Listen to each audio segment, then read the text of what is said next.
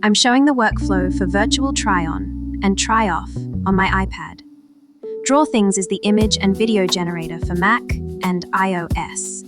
It's free in the app stores, and the models I'm downloading are also free. I won't do a deep dive into DrawThings for this video.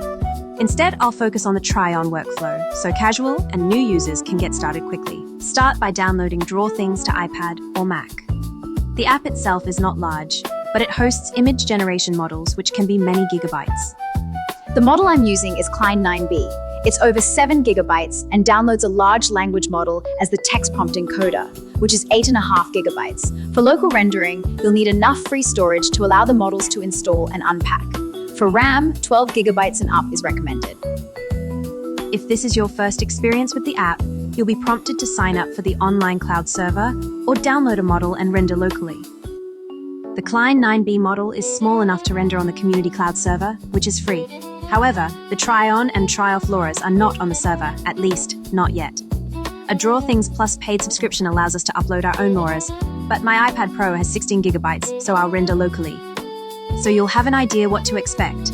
I'll share the render times on my iPad Pro and the same renders on DrawThings Plus. Your actual render times will depend on the image size and your device. Let's start a new project and rename it to Try-On. At left, open the Settings panel, and at the top, tap the 3 dots button to open a context menu. In the search bar, type Klein, K-L-E-I-N. Under Community Configurations, tap on the preset, Flux2 Klein 9B. If you're rendering locally, you'll be prompted to download the model, which will take several minutes. To use your DrawThings Plus subscription or an offload server on your local network, tap on the server button in the lower left corner and activate the server. The button will turn green when it's connected. Next, we need to download the 2 LoRAs from Hugging Face, an open-source repository for official AI models and community resources. The LoRAs will combine with the base model and improve the reliability, but first we need to import them in DrawThings. Find the links in the video description. I'll start with the try-off LoRA. From the model's description, we have examples of clothing being extracted from photos and rendered onto a white background. We also have the prompts. It starts with try-off. Extract the dress over a white background, product photography style, no human visible. The garments maintain their 3D form like an invisible mannequin. This entire phrase will be our trigger word, and we'll edit the specific garment each time we use it. Tap on the files link. There are 3 versions of the LoRA. One is for comfy, one is for diffusers, but we want the generic one. Tap on the file button to the left and copy the download link. Back in DrawThings, open the LoRA drop-down and tap Manage. This brings up the LoRA Manager, and at the bottom in the middle, tap on Import. At the top, select Downloaded File and choose Enter URL. And paste the download link. Under Model Version, select Flux2 9B. For the name, just make sure it says Try-Off. For the trigger word, we're going to paste that long prompt I showed you. So back to Hugging Face, on the model card page, find one of the prompts and tap to copy. Back in DrawThings, paste the full prompt. Leave the network scale at 1 and import. Now, let's get the try-on LoRA. Follow the other link to Hugging Face, and on the model card description page, we see examples of virtual try-on. Scroll down the page to find an example of the prompt format. Try-on, person description. Replace the outfit with top description and bottom description as shown in the reference images. The final image is a full body shot. If we scroll down a little further, we see the model expects 3 images in a specific order. The first image is our person, the second image is the top, and the third image is the bottom garment. And below that, we have a couple of prompt examples. And what I notice is they are describing the person and the clothing, but they are not using image 1 and image 2. So that suggests while the image order is important, we really just need to describe the items as they appear.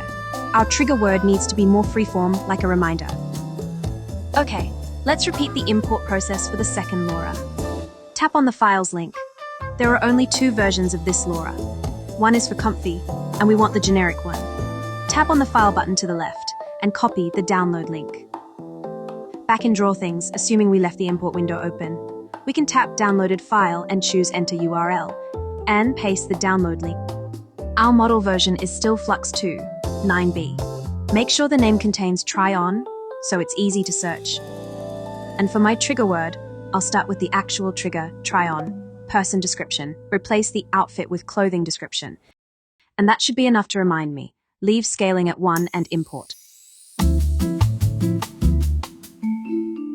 In the next section, I'll show how to edited images in Draw Things using the canvas and mood board. I'll extract a garment from a photo and create a clean reference image on white background, and then I'll copy the garment to the mood board and dress a figure on the canvas. We'll go step by step. Back in Draw Things, I'd started a new project and loaded Flux 2, Klein 9B from the community configurations.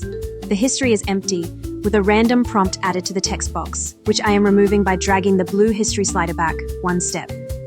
In the basic settings, just under the model, I open the LoRA dropdown and type try into the search. Tap the try off LoRA to load it, and set the weight to 100%. The trigger text has been added to the prompt box. At top of the project, next to the import image icon, I'm adding an image to the canvas with a long tap on the select image down arrow and picking select from photos, where I have a screen grab of an iconic dress from a sci-fi movie. The photo is added to the canvas and centered to fill the render area. I can drag the image to position it within the visible render area and pinch with 2 fingers to zoom the canvas. I need to cover the render box with my image. Leaving empty borders will trigger outpainting where the model fills in the empty spaces. I only need the garment, but it doesn't fit conveniently in my render area. So in the basic settings, I'll scroll down to the image size, and I'll choose a ratio that fits around the garment. In this case, it looks like 3:4 ratio is a good fit, and I'll choose a large render size. When I'm happy with the zoom and position, I'll trim away the extra canvas with a long tap on the down arrow next to the Export button. It opens the Save menu drop-down, and at the bottom is a sub-menu, Save Visible Region. I'll select Copy, and then I'll paste the image back into the project and cancel any pop-up that asks if I want to load a config associated with the image. This thumbnail acts as a saved state. Click on it to reload this cropped image, in case we need to adjust the prompt and try again. My default trigger prompt is for a dress, so that's fine. If the garment was something else, we would edit this to t-shirt or space uniform or whatever is appropriate. But I also want to add any accessories, like her necklace. So in the prompt, I'll add that detail. And tap Generate to start the render.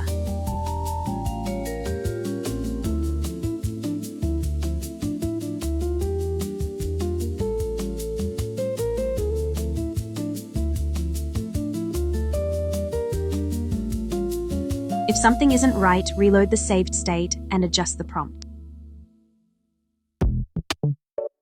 When I'm satisfied with the try-off garment, I can save it to Photos or share through the iOS menu. Another option is to long tap on the thumbnail to delete or export the image. But I want to use the garment for a try-on workflow, so I'll copy the garment to clipboard and tap on the New File button to clear the canvas. At the far left, I tap Control and then Mood Board. We can load up to 3 garment images here by tapping the 3 dots context menu next to the Mood Board button and add images from photos or files. For now, I'll paste the dress from the clipboard. Tap on Image at the top of the control layers to return to the regular canvas view, and then go back to Settings. Before we begin the try-on workflow, I'll copy my prompt description of the dress and choker, and clear the text box. In the Settings basic menu, scroll up to the LoRA drop-down and swap out the try-on LoRA. Once again, we can type try in the search and choose try on. Set the LoRa's weight to 100%.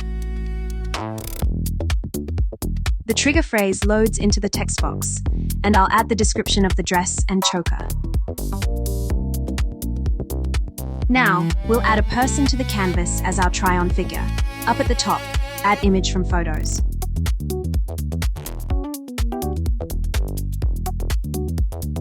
Adjust the ratio, position, and crop if necessary. And finally, edit the text prompt to include a short description of the person.